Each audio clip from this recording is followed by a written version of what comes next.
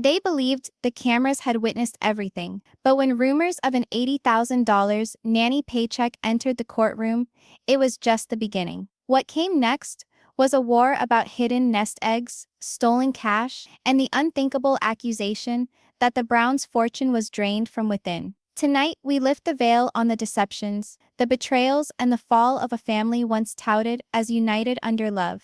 Do you believe Kody Brown concealed the truth? Or did he get betrayed by his closest ones? Stay with me, and let's find out together. The courtroom is silent, each chair occupied, each glance focused on the family who used to smile for TLC cameras, now boiled down to whispers and accusations. Kody Brown is seated rigidly in his chair, jaw tight enough so that you can see the veins on his neck. Robyn bends toward him, her hand grabbing his arm like a rope to a drowning person. Over the aisle, Christine and Janelle share a look that says everything: disgust, rage, perhaps even triumph. Mary, removed but there, crosses her arms and refuses to meet anyone's eye. The judge's gavel comes down. Court is in session. The attorney starts off slowly, his tone calm, near too calm for the tempest brewing. He walks back and forth, clutching papers to his chest, his eyes flicking between Kody and the wives. Then he drops the first bombshell.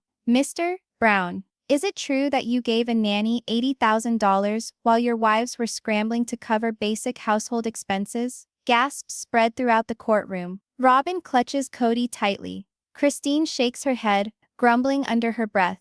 Of course it comes out now. Kody stiffens, his tone acidic. That number is being manipulated. It wasn't like that, but the attorney interrupts him. Not like that? We have the records. Payments, month after month. While Janelle fought to keep the lights on for her children, while Christine pleaded for assistance with tuition, while Mary's inn almost fell apart. You were channeling money into what? A nanny's salary? Or something else completely? The jury is watching closely. They're leaning in now, eyes open, and for the first time in years, the Browns' dirty laundry isn't being exposed on TLC's masterfully edited stage. It's rough, uncut, irrefutable.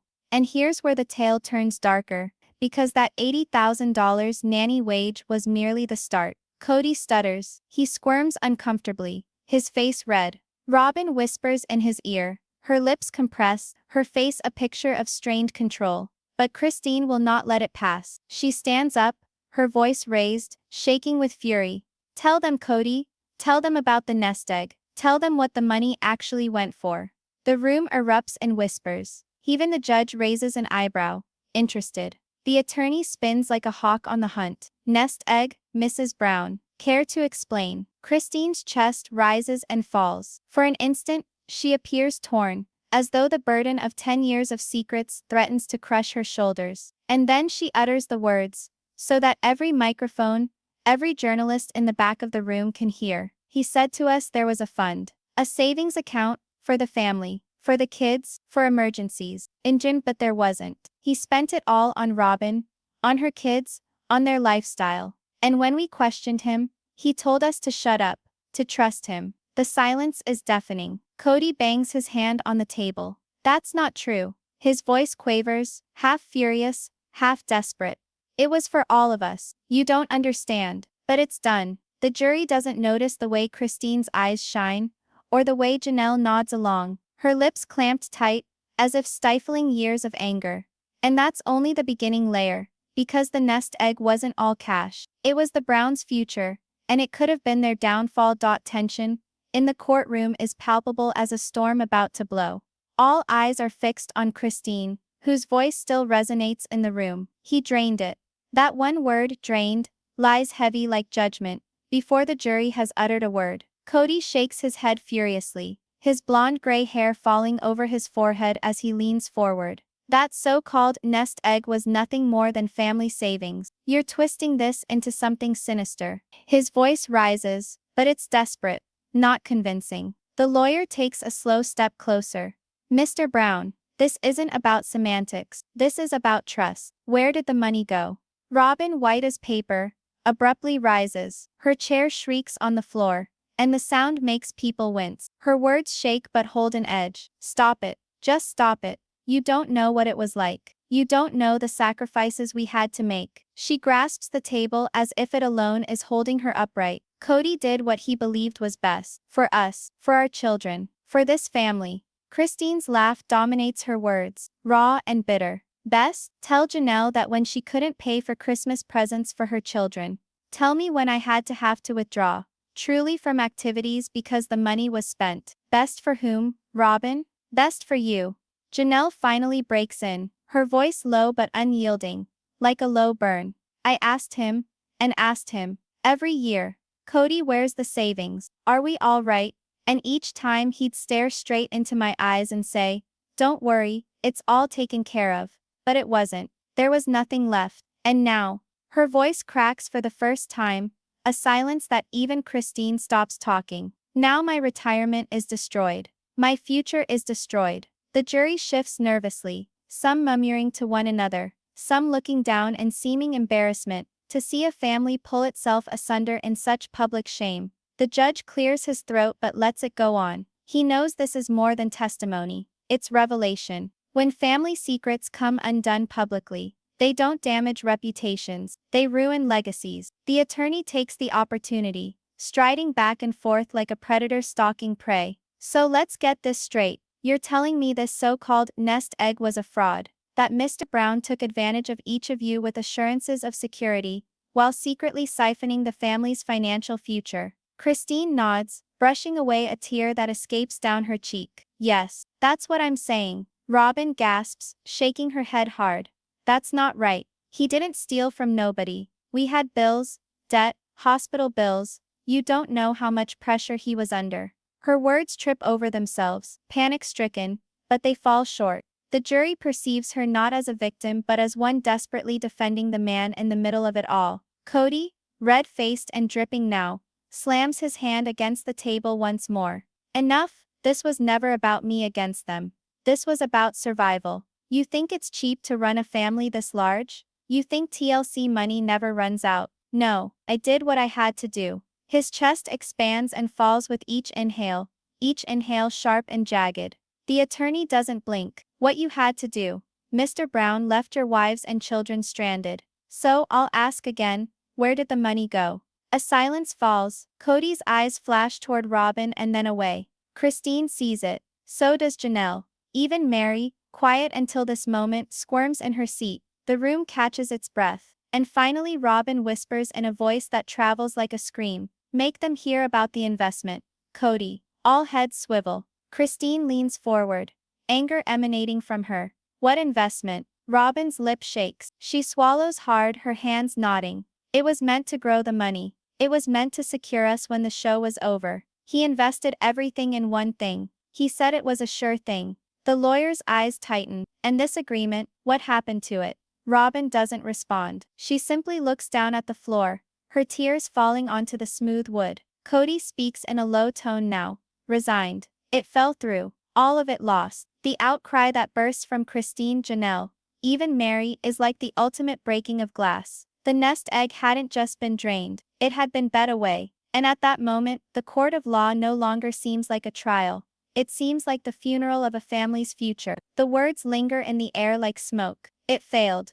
Everything. Lost. Christine clutches the edge of her chair, her knuckles bleached, her voice quivering with fury. You're telling us that all our work, all the sacrifices, all the pinching pennies and pinching coupons, you just lost it all in some pipe dream investment? Kody fires back, his voice shattering with the effort of defending himself. I didn't throw it away. I was attempting to secure our future. Do you think I enjoyed bearing the weight of this whole family on my back? Someone had to think ahead. But Janelle's already shaking her head, tears streaming down her face. In front of you? You never considered me, Christine Mary. You never considered the children. You considered Robyn and yourself. You bet our lives away, Kody. Her voice cracks entirely, a noise that quiets even the jury. Robyn leans forward, desperate and pleading. It wasn't him alone. I believed in it too. He assured me that it would work. He assured me it was safe. She gazes at Christine and Janelle, eyes wide with pleading. Don't you understand? We all wanted security. We all wanted something to endure after the cameras ceased rolling. But Christine's face sets. She stands up, shaking a finger straight at Robyn. No, Robyn. You craved comfort. You craved the big house, the nanny, the life. You craved being the favorite. And you didn't care if the rest of us went under. Don't you dare try to tell me this was for all of us. The room stirs, whispers building to a wave of sound. The judge bangs the gavel once, but even he appears mesmerized by the unfolding drama. When betrayal is from within a family, it wounds deeper than any outsider ever could. Mary, who has spoken nothing until now, suddenly clears her throat. The sound is soft, barely tentative, but cuts through the din. You all keep talking like this is new, she says softly, her eyes fixed on Kody. But it's not. I asked him about the money years ago. He told me the same thing he told all of you, that we were safe, that he had it handled. And I believed him. I always believed him. Her voice trembles as she goes on. Do you have any idea what it's like to see all that you've created? The inn, the family, the trust, slide through your hands as he meets your eye and lies to you. Do you? Kody slaps his hand down a second time, but the force is almost empty. The action of a man attempting to assert authority he no longer wields. His face is flushed, his voice pleading. I wasn't lying. I was defending you. You don't think I wanted this? You don't think I wanted to fail? I was trying to keep this family above water while you all were too busy turning against me. The attorney intervenes, his tone cutting. Mr. Brown, are you blaming your wives for your spending? Kody stumbles, his mouth opening but nothing emerging. The tension hangs heavy, excruciating. At last, he grumbles. I'm saying none of you ever understood the pressure I was under. Christine's eyes grow cold, her anger cold now, not hot. No, Kody, we knew. We just didn't count enough for you to care. Her words hang heavy. Even Robyn, who has sat by his side for every allegation, appears shaken. She holds his hand close, but her eyes don't meet his. For the first time, doubt enters her eyes. This is the point when viewers know the fissures in allegiance are widening more rapidly than anyone had anticipated. The attorney seizes the opportunity. So let me get this for the court. No nest egg, no family savings, no safety net. Every last dollar was poured into a collapsed investment, with the wives instructed to have faith, to obey, to keep quiet. Is that accurate? Kody's mouth compresses into a thin line. He doesn't respond. He doesn't have to. His silence yells louder than any admission. Christine slumps back into her chair, her hand over her mouth as if she is stifling a cry. Janelle is staring blindly ahead, her jaw clenched, her eyes glassy. Mary glances down at her hands, turning them over in her lap.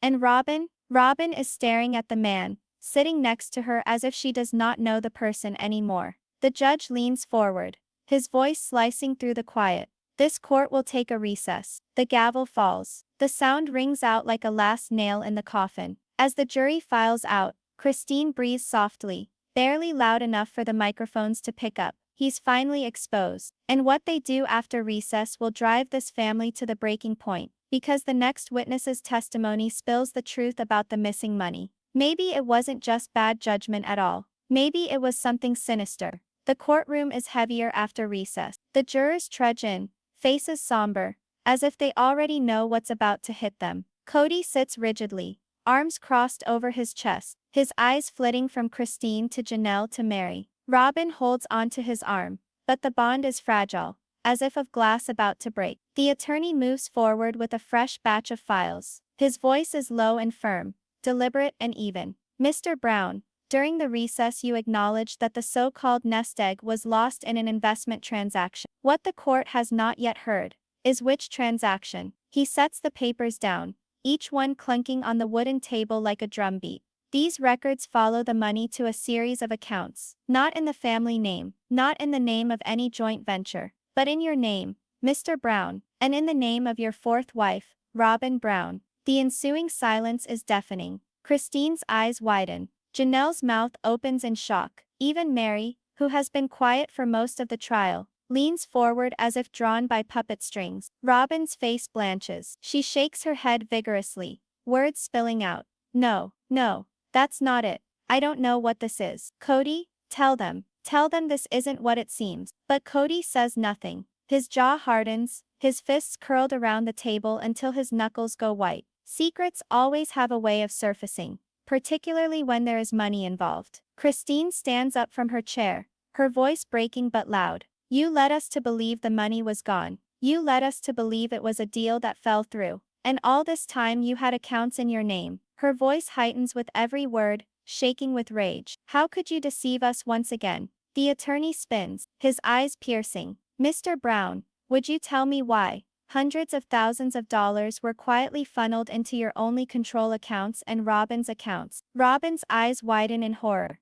No, no, no. We didn't take a thing. Kody, defend me. But Kody remains rigid, his lips set thin, looking nowhere. His silence is deafening. Janelle speaks now, her tone low but deadly. Do you know what you've done? Not only to us, but to our children. Their futures, their security, and you sat across from me, year after year, lying in my face. She covers her mouth, but her shoulders shake as she holds back tears. The jury looks unsettled, some whisper, some shake their heads. The judge raps the gavel once, calling for order, but it only underscores the chaos unraveling inside the Brown family. When the truth cracks open, it doesn't just break trust, it shatters the very ground a family stands on. The attorney pushes harder now, with blood in the water. Mr. Brown, do you deny you routed money into these accounts? That you and Mrs. Robyn Brown set up what looks like a private safety net, while everyone else in the family was left to make ends meet?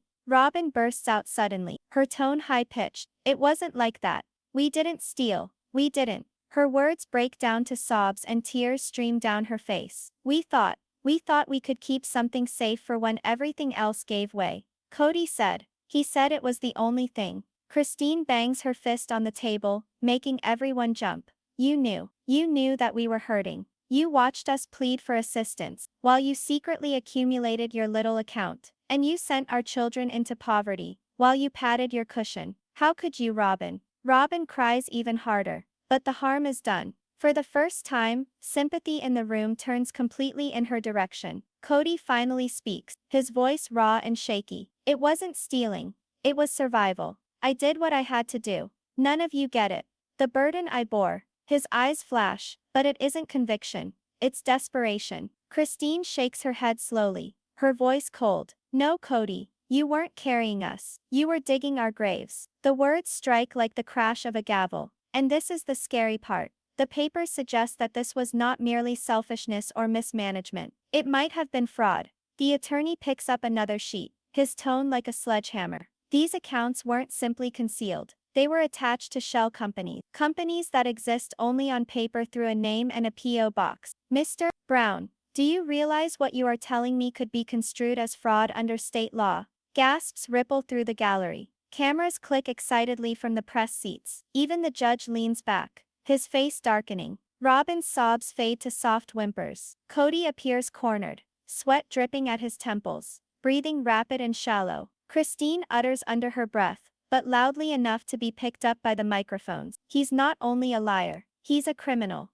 The gavel comes down once more. Order is called for, but order has fled. The courtroom is a war zone, and for the first time, the man who made an empire on togetherness seems to be standing by himself alone. And what follows will make this trial so much more than a family dispute, because the next witness testifies with proof that could devastate Kody Brown's final defense. The air in the courtroom is different now. Electric, volatile, as if everyone is aware that the trial has moved into something much larger than family melodrama. The judge's throat is cleared, his gavel within reach. Bring in the next witness. All heads turn as the doors are opened. The clacking of heels on tile rings out in the room. A tall, confident woman enters, carrying a folder hugged tightly against her chest. She's familiar, and yet not familiar to the jury. To the Browns, however, it's a face that paralyzes them, where they sit. It's an ex-family accountant. Christine's eyebrows fly up.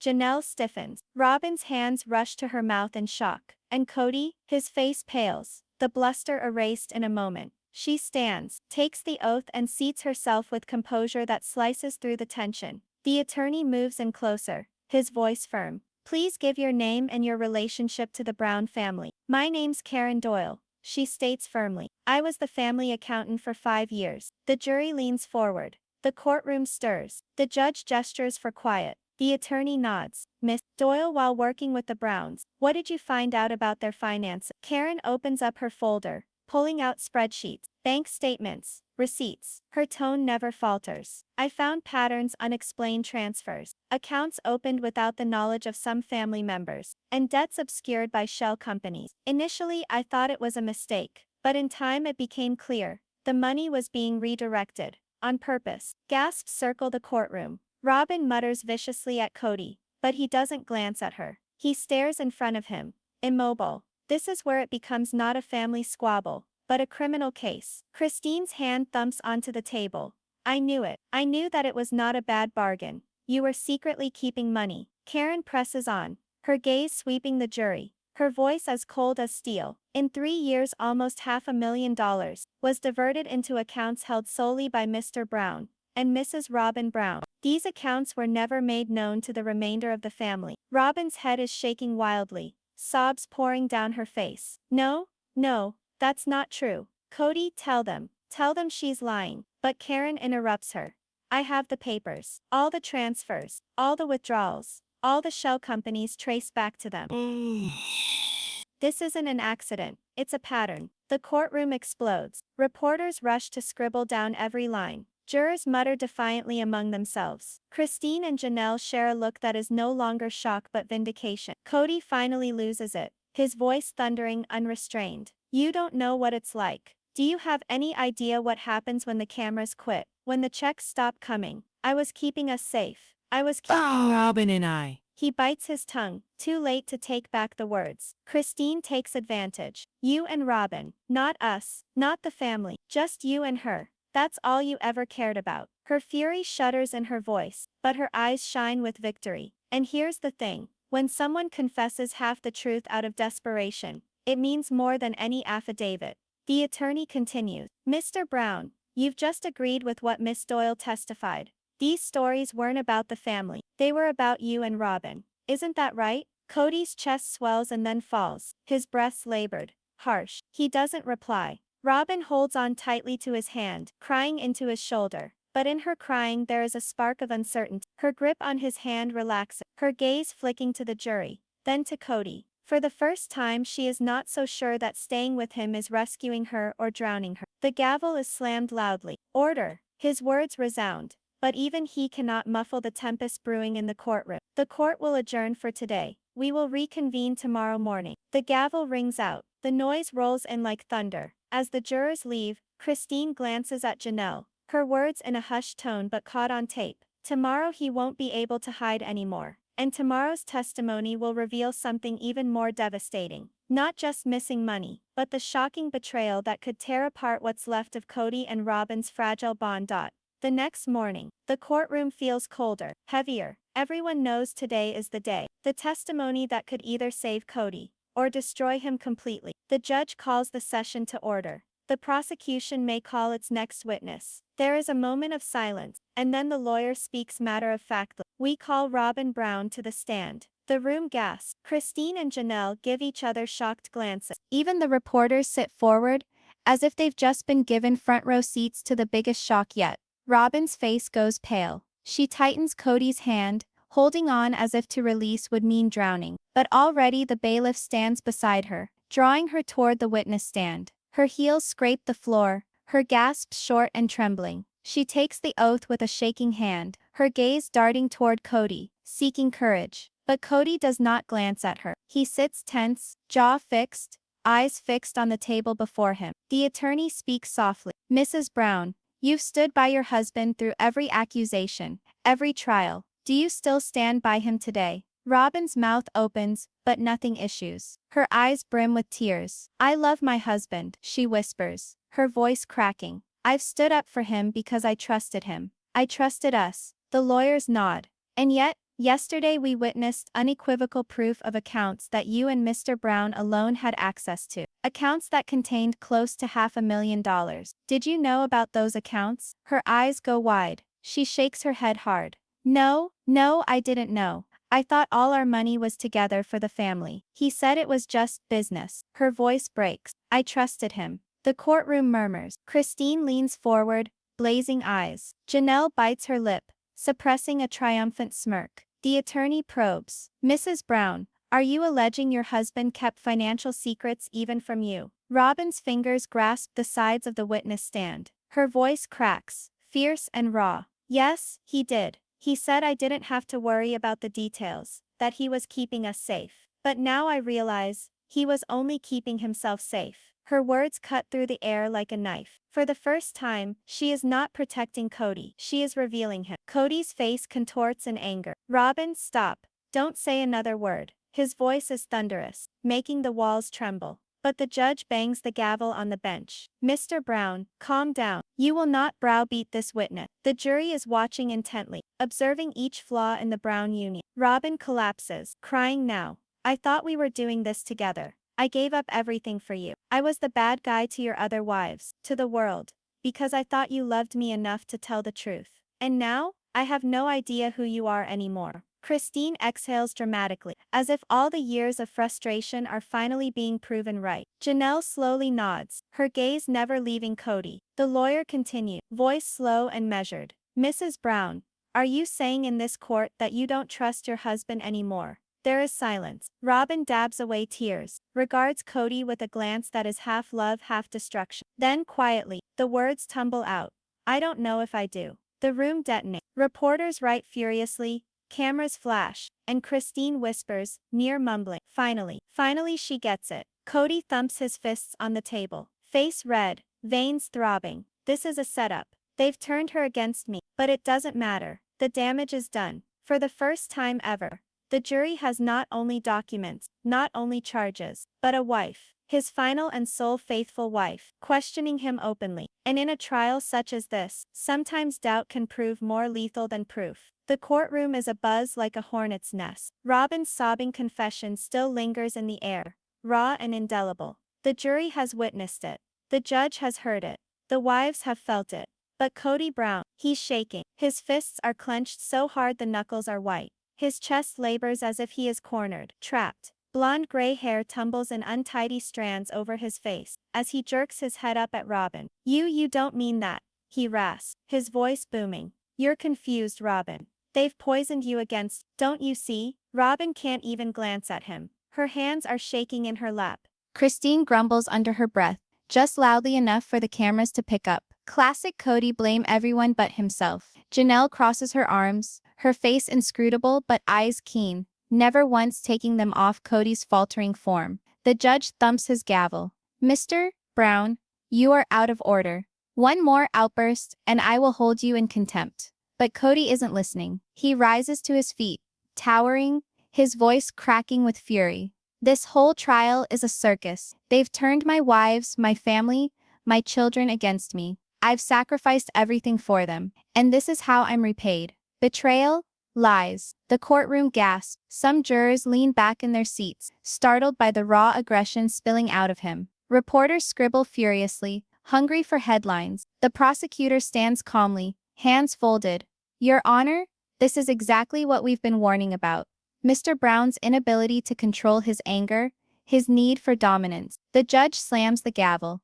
Mr. Brown, sit down. But Kody doesn't. His voice rises louder, trembling with desperation. You want to paint me as a monster? Fine. But none of you know what it takes to manage a family like mine. 18 children, 4 wives. You think that's easy? You think you could last one day in my footsteps? His eyes are crazy now, racing wildly in the room. He is jabbing his finger at Christine, shaking with fury. You, Christine, you left me, stabbed me in the back. And here you stand, acting like a saint. Christine does not blink. She leans in, serene and icicle sharp. No, Kody, I finally defended myself. That's the difference. The courtroom erupts in whispers. The contrast is evident. Christine's composure versus Kody's mayhem. Then Kody spins around to Janelle. And you, after all I gave you, you gave it all away, because I refused to bend to your will. You think you're so strong, but without me, you'd have nothing. Chanel's lips twist into a cold, thin smile. Interesting. I'm happier without you. The words cut him to the bone. For an instant, he stands there looking dazed, as if he's been punched in the stomach. And then, he explodes. Kody bangs his hands on the defense table, papers scattering, his voice bellowing, this is a witch hunt. You want to break me because I lived differently, because I pushed your system. But listen to me. You will not break me. The judge slams the gavel, voice booming. Bailiffs, restrain Mr. Brown at once. Chaos breaks out. Two bailiffs charge at Kody, clasping his arms as he struggles furiously, face flushed, veins swollen, spit flying as he yells. You can't do this to me. I am the head of this family. I am the leader. You'll regret this. The jury gazes in shock. Robyn is openly crying, her head hidden in her hands. Christine and Janelle stand by silently, their faces a combination of vindication and sorrow. The judge's voice rings out above the din, cold and uncompromising. Miss